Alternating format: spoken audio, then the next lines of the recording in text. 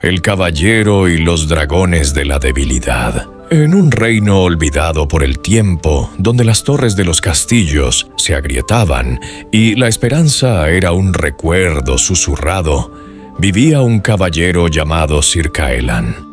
Su corazón era tan fuerte como su armadura de acero pulido, pero su alma estaba inquieta, plagada de tormentas que nadie veía. Para demostrarse a sí mismo y a su gente que la luz aún podía vencer a la oscuridad, se embarcó en la más peligrosa de las misiones: viajar a las tierras desoladas y derrotar a los 3 grandes dragones que envenenaban el alma del reino. Su viaje lo llevó primero a través de los campos cinéreos, una tierra torturada y agrietada por un calor incesante. El aire olía a azufre y a rabia antigua. Aquí era donde moraba el primero de los dragones, una bestia cuya furia daba forma al paisaje.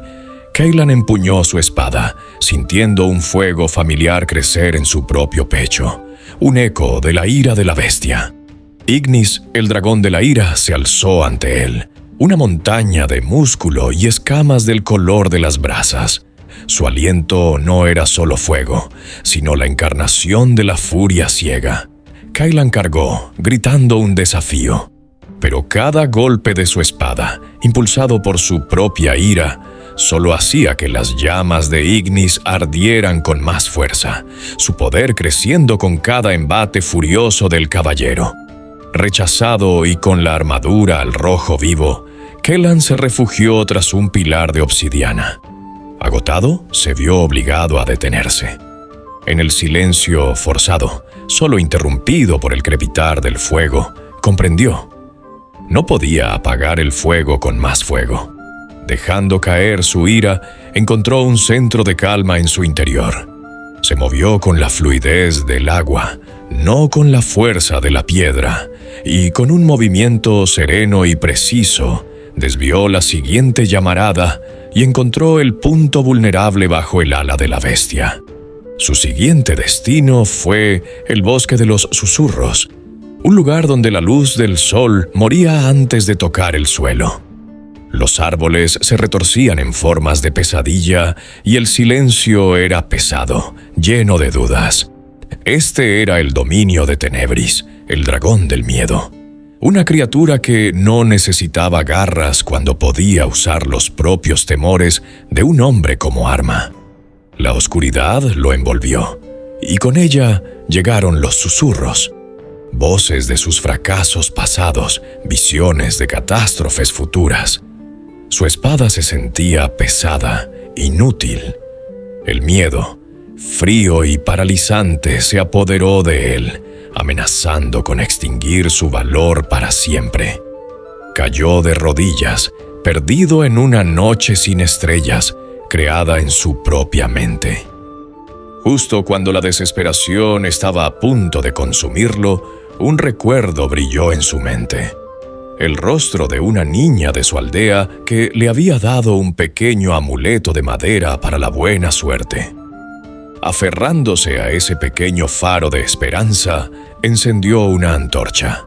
La llama era pequeña, pero en la oscuridad absoluta era un sol. La luz reveló a Tenebris, no como un monstruo imponente, sino como una criatura pequeña y temblorosa, asustada de su propia sombra. El último desafío lo esperaba en la cima de los picos de cristal. La subida fue traicionera, sobre rocas afiladas que brillaban con la promesa de la gloria.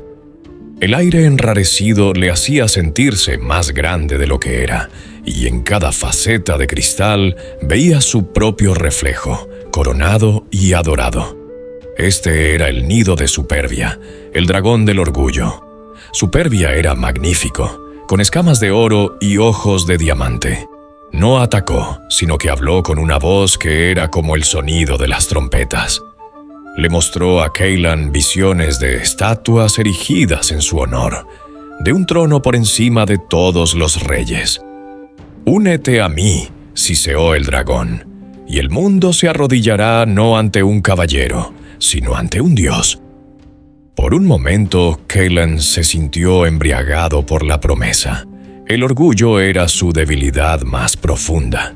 Pero entonces vio su reflejo en el ojo de diamante del dragón. No vio a un dios, sino a un hombre a punto de olvidar por qué luchaba, no por la gloria, sino por la gente que vivía en la sombra de sus propias debilidades. Mi honor no reside en los títulos, dijo con una nueva humildad, sino en mis acciones. Con esas palabras, el poder de superbia se hizo añicos y el gran dragón se desmoronó en un brillante polvo dorado. El viaje de regreso fue diferente. Cailan caminó lentamente, llevando a su caballo de las riendas. Vio cómo la hierba verde comenzaba a brotar en los campos cinéreos. Escuchó el canto de los pájaros en el borde del bosque de los susurros. El mundo, al igual que él, estaba sanando.